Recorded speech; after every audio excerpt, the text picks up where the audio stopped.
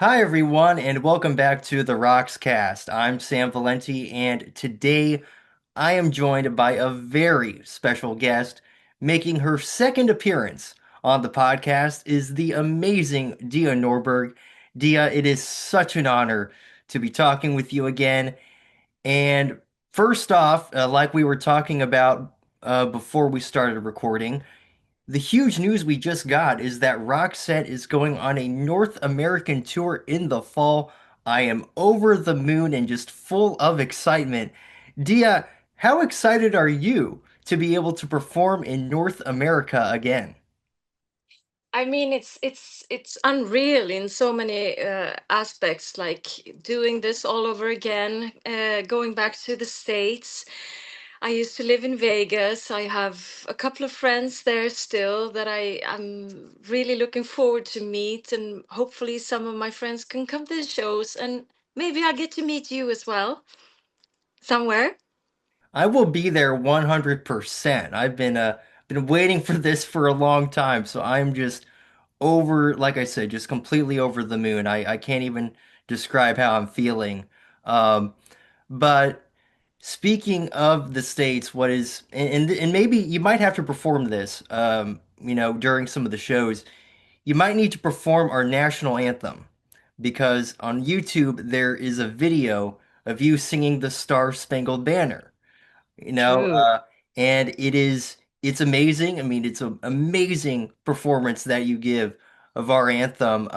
Is there a story behind that and like how Yeah, you did for it? sure. There is a story behind that. That was actually my audition tape for Cirque du Soleil in Vegas. When I did the Elvis show there called Viva Elvis for Cirque du Soleil, they asked me to record a version of Star Spangled Banner. So I started to play and see how can I do this. So and it turned out to be that. And when I recorded that little, what is it, like 3 4 minutes, 3 minutes, I think, it was a constant interruption by our dog, our family dog, who wanted to sit next to me in the sofa when I was playing. And it was like one take. So I was like, okay, let's do it. So I think he was sitting next to me. And then my sister's two kids, they wanted to get into the room all the time. They were like knocking.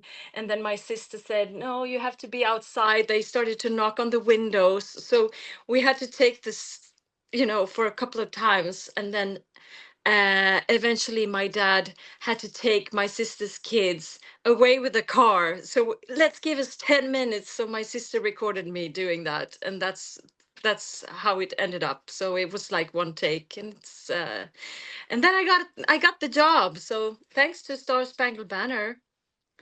Again, like I said, maybe during some of the shows here in the States in the fall, you can perform the anthem, bring it back. Bring it back. Yeah, what if? Let's see what happens. We never know. And then another one of my favorite artists, Taylor Dane, is going to be joining in on it, which is super cool. I'm a huge Taylor Dane fan. I've been able to talk with her in the past. She's a tremendous person. Like I'm not sure if you're familiar much with her music, but yeah, I mean she's tremendous.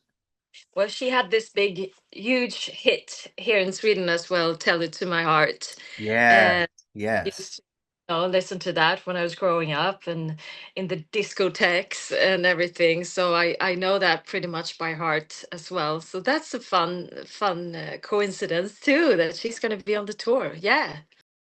I saw that you were in Milan, which is awesome. How was that? How was your experience there? It was great. It was quite quick, but still we got the feel for the city, and just walking around, having some pizza, enjoying the weather was perfect, and yeah, it was lots of people and people having fun, and we did all the hits, and it was a great gig. Yeah. Right on, right on. I saw on your Instagram that when you were in Milan, you went into this antique store and you bought a pipe with like this dog design. It looks so cool. Right? I fell in love with the dog, and the owner of the store, she wasn't sure first that she wanted to sell it to me. So I had to come back after having my pizza and ask her one more time. And then she was thinking about it, and yeah, she sold it to me, and it was a little bit broken underneath. So I mean, it she couldn't have maybe as much money that she thought from the beginning, but she was yeah, she was really happy about selling it to me, and now it's in my kitchen here, so I look at it every day, and then I'm going to think about our tour. So that I think that's really fun. Are you a big fan of antiques or antique stores? Well, pretty much. I mean, I'm sitting here. This is my grandparents' house, and you can see I have a lot of like old stuff around here, like lots of dogs. I think I love some stuff with some soul in it, like just stuff that has lived before. I like that. You know to me what's great about antique stores is that you can go into a store and just you never know what you're gonna find. You can just find just Exactly. anything. Anything, anything. So here as well, I'm like, what do we have here? Small little things, a horse and a cat in a little box. Yeah, I have so many things. Not so many great bags and clothes, but lots of cute things lying around here. As we talked about in our previous conversation, you have quite the history at Eurovision, and you just did backing vocals for Veronica Fusaro, who represented Switzerland at this year's contest. What was that experience like?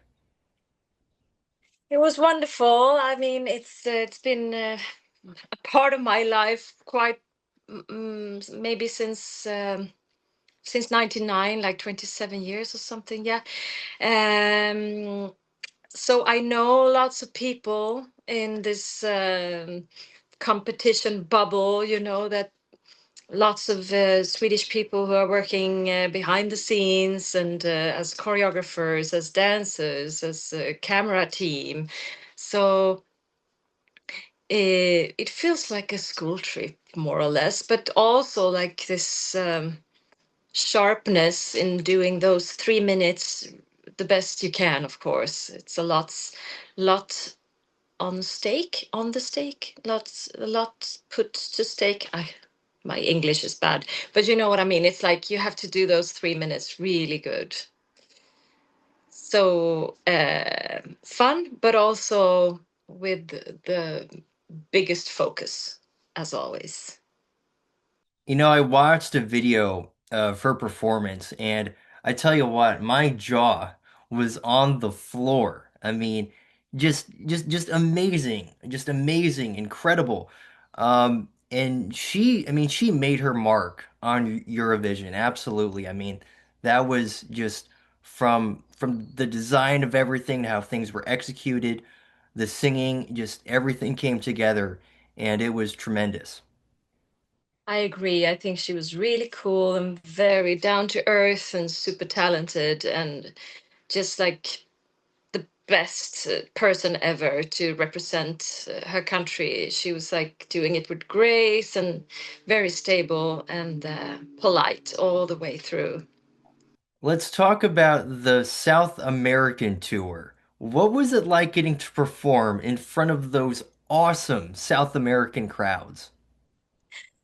It was such a great experience again, and coming back, we didn't know if it would be feel the same as when we were there the last time, but yeah, we had people meeting us in the airports and outside the hotels, and very friendly, and bringing some pictures from last time we were there, and talking about their memories, and the power of the music and how it helps them in different situations. And how some bands and some music becomes like yeah, like a story almost, like a movie, like a script.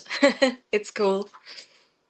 When I'm watching videos of those shows, I really love the tribute to Marie during It Must Have Been Love. You see the people in the crowd holding up signs that say Marie. You know, it, it just shows the incredible impact that she had on so many people. I mean, it's incredible. Oh yes, yes. It's a very powerful moment in the gig, and like everyone singing together, and you can really feel the strength in that song and the memory of Marie, and also Lena taking this song to the level that it is today. I think Lena also is doing a tremendous job. So yeah, yeah, it's good in every aspect there. I think it's really cool that after the last show in South America, you actually stayed and did some exploring. How was I that? totally amazing.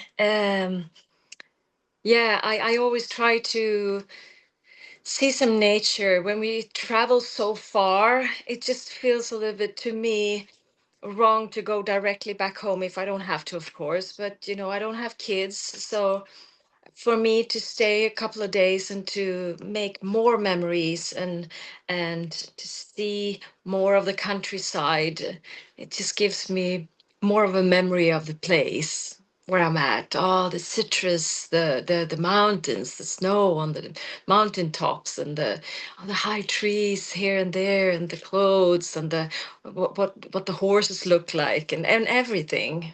So I really loved it. I was totally alone in a citrus farm in a Colchagua camp, it said, which I thought, okay, we're gonna share a fire pit, we're gonna share a pool, and then I realized when I came there it was a little bit autumn colors on the trees. So it's off season, but it was still warm, but not summer warm.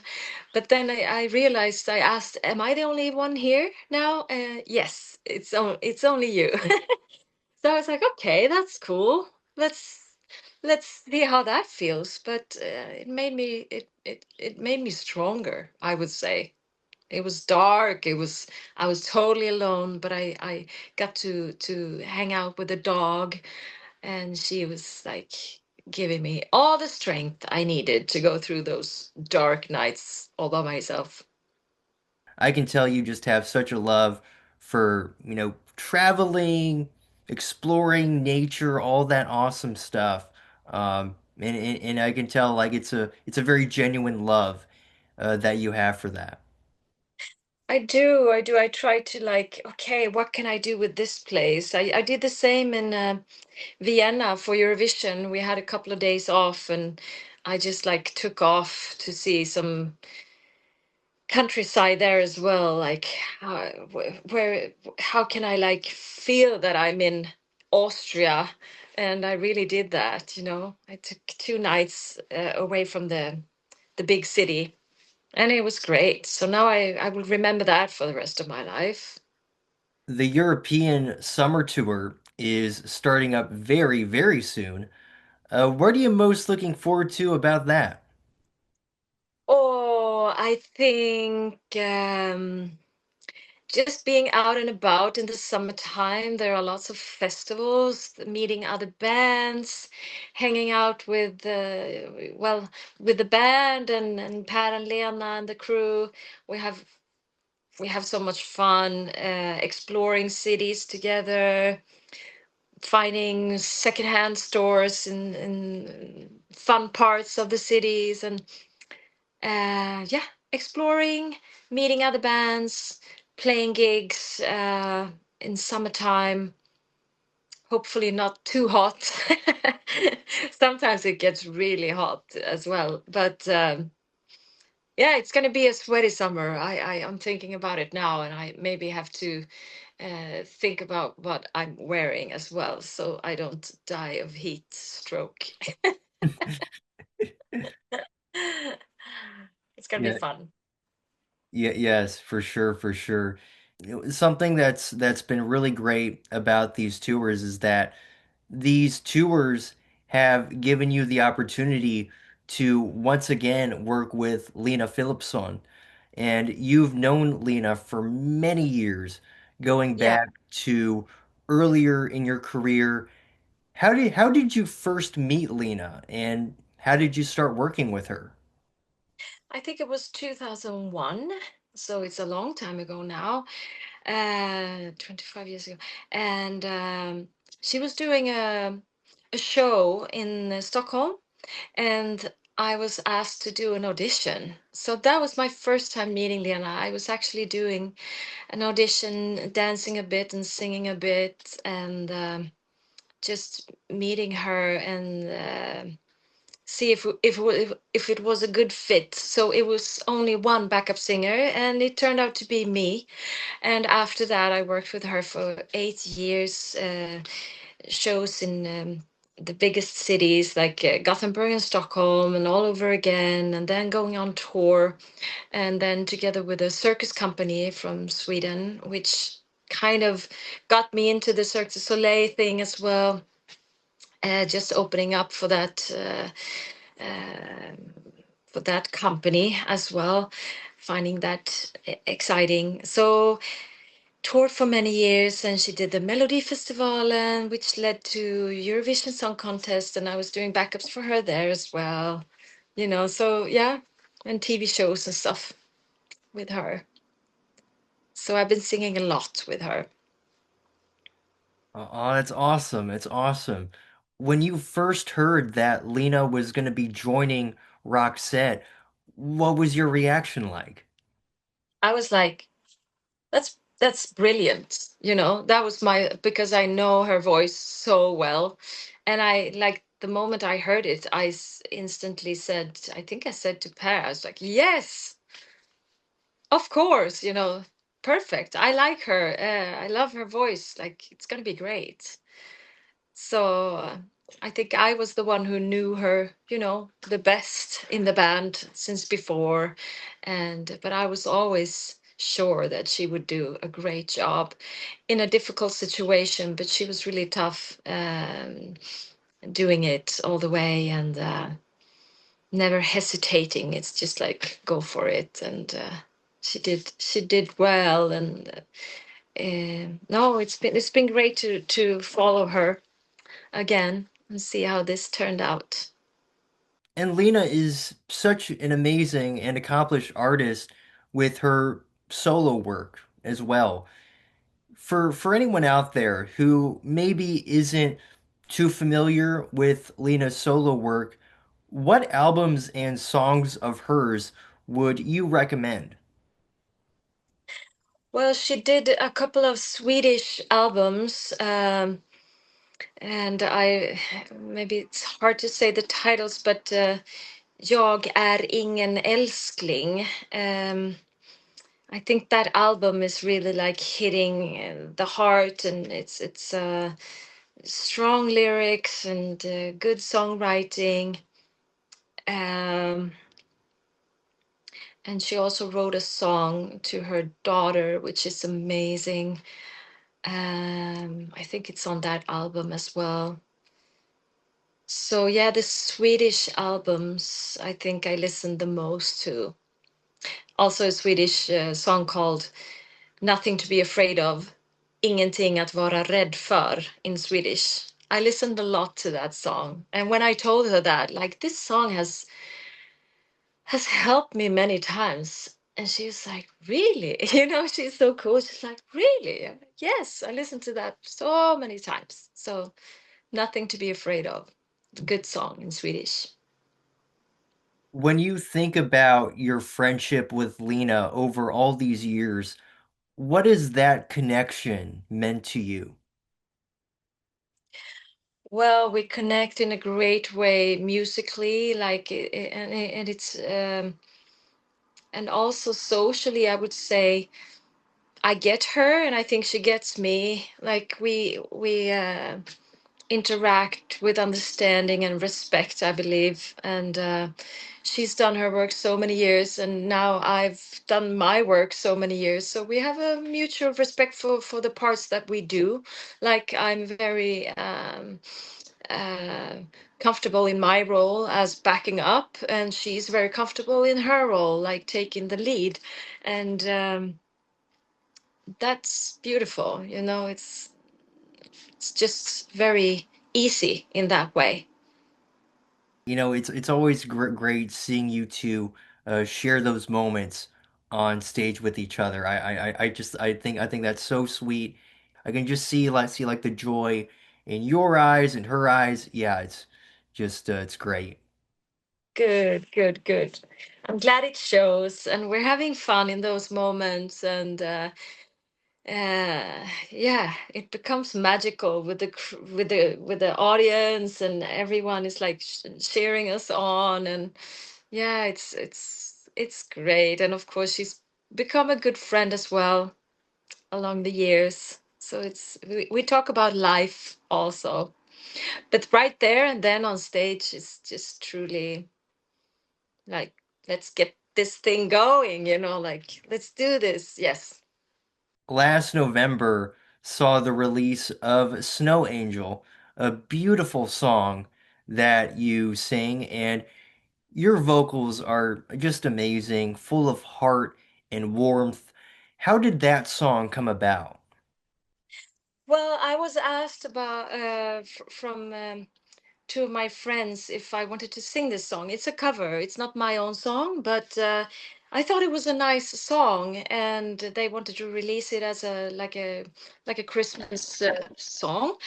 And I said yes, and I did some vocals here in my old house, and like, oh, this is really turning out good. But then they came back and like, oh, the quality of the microphone is maybe not the best, could you come into the studio? So then I had to redo all the vocals, and it went quite fast. But I mean, it's not perfect, but it's like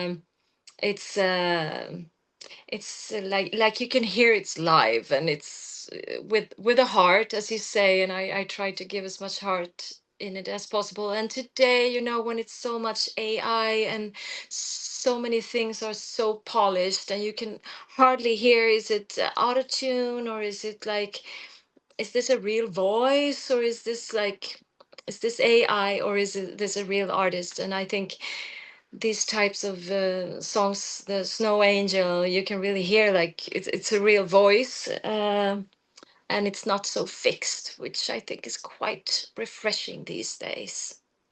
Yeah, you make such a great point there because I think in this day and age more than ever, like we need stuff that is genuine and authentic. Because again, I mean this as you're alluding to this AI stuff, it's crazy and it seems it's only getting crazier by the day, it feels like.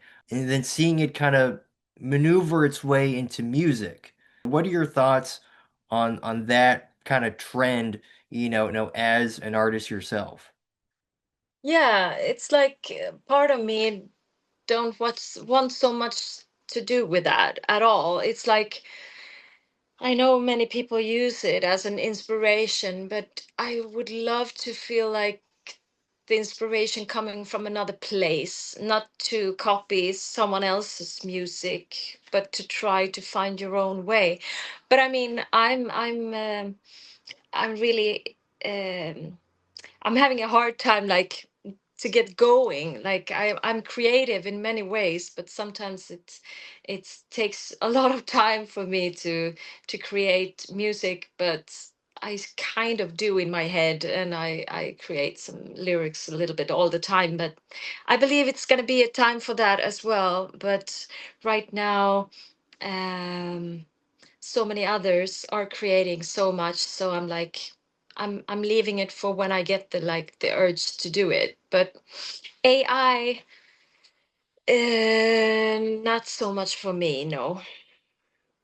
I like to ask AI about what is the best areas for vintage, or the best cafe with the best cinnamon bun in Vienna, like stuff like that has helped me. And it's like, but music wise, I believe it should, I hope that it comes from a place from within.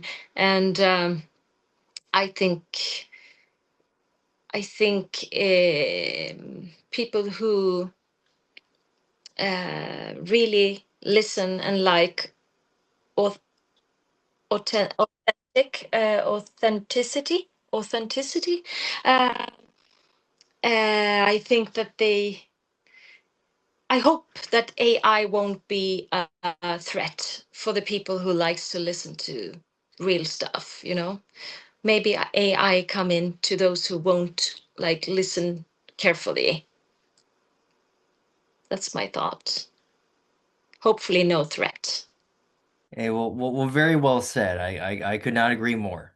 Another great song that you did is "Stay Yourself." I really enjoyed this one, and it has a great video as well.